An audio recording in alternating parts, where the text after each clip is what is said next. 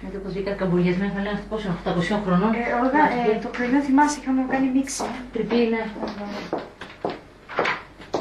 Έλα εδώ φουλό εδώ στην κάμερα να σκάσει ένα χαμόγελο. Περίμενε. Τραβάει τώρα ή όχι?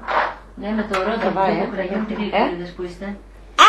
Έλα σκάσουμε ένα χαμόγελο. Μωρή, μωρέ. Θα αφήνω να σου μιλάνε έτσι τα βρουλά. Όχι, δεν είπα έτσι. Είπα σκάσουμε ένα χαμόγελο. Έλα οι αδερφούλες. Δεν πιστεύω να τη φυλάει. Τώρα την κάνουμε μακιγιάζ. Μετά θα κάνουμε το. Τη φυλάει η Όλγα. Η θεϊκή μακιγιάζ. Εκεί μακιγιάζ, πάρει και τη μακιγιάζ από εκεί. Γεια σου. Γεια σου. Φιλάκια πολλά. Φιλάκια. Λοιπόν, αυτή είναι η κόρη μου η πρώτη μεγάλη. Εγώ είμαι η μάνα Βου, για να καταλάβετε δηλαδή.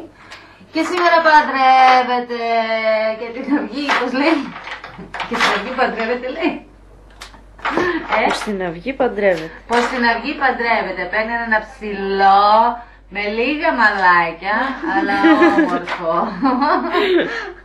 Η γλυκούλα μας το κοπλιμέντο. Και βλάκος παρακαλώ, έτσι. Εννοείται.